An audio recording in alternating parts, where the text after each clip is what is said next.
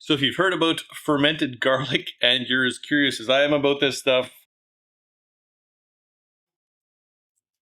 so I've never tried these. I have no idea what this is going to taste like.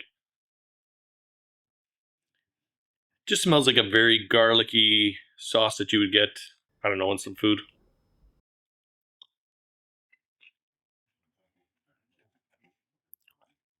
I've seen this stuff on the internet as a cold remedy.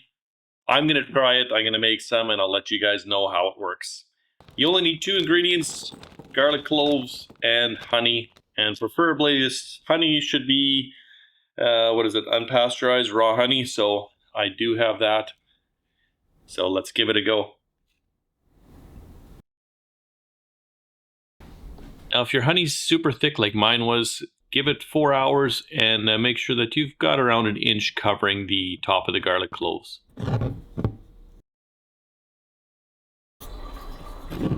After a day, we can clearly see fermentation has started with all the bubbles that are forming on the top, but not enough to pressurize the mason jar just yet. Every day I open up that lid just to release the pressure. By day number 4, it's cooking pretty good.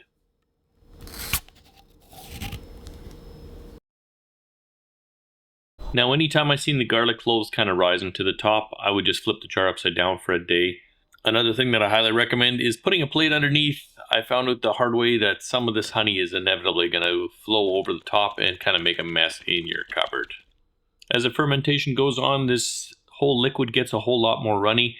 If you do notice a buildup at the bottom, I just give them a shake to kind of redistribute that thick, unpasteurized, unfermented honey at the bottom. You'll know this is all done fermenting when the cloves have a nice golden brown color and there's a very uniform color throughout the whole honey liquid.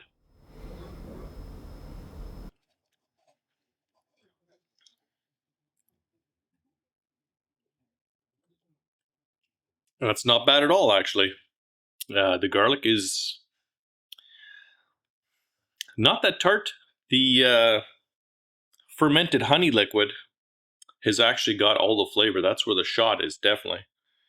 Okay, so what about fermented garlic in honey and botulism? Now, I've scoured all over the internet and I can't find a single documented case in Canada or the USA.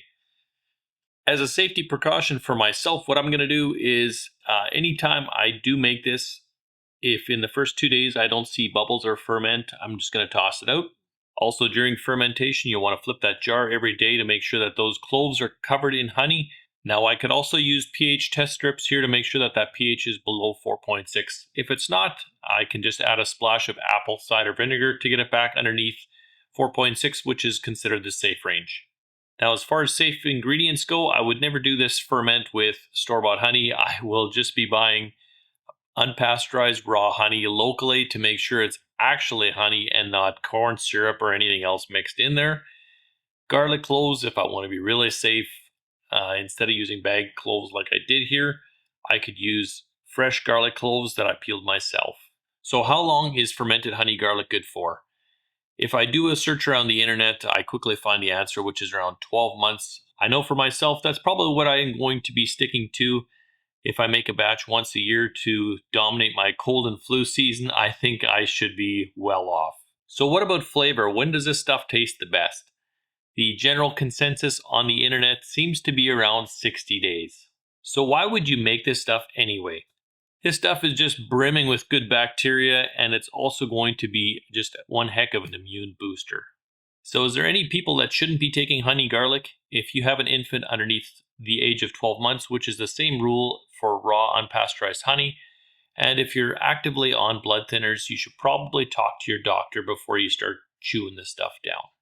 Okay, so if you don't want to take this stuff raw, what else can you do with honey garlic? So a couple of recommendations on the internet are drizzle it over pizza or chicken. You can add it to a stir fry. If you do so, just make sure you add it at the end. It can also be used as a salad topper. Now, I could see that being really delicious. I don't know if I put the whole garlic cloves in there, but just drizzling some of that honey liquid over top, it's got a nice punchy flavor. I could see that really adding a whole mess of flavor to a salad. So whether or not this is the fix for the cold and flu season, I'm not 100% sure, because I'm just trying it out for the first time. Next time I get a tickle in the throat or get some congestion, I'm definitely going to give it a shot. You know, now as that flavor is kind of sitting in my mouth for a bit, I think that's almost kind of has a hint of like really garlicky teriyaki chicken. It's not bad at all. It probably would be really good in like some kind of a cooking stir fry. I'm not sure. Don't know enough about it at this point in time. Hopefully the video was helpful and somebody here is going to save a cold and flu symptom as a result.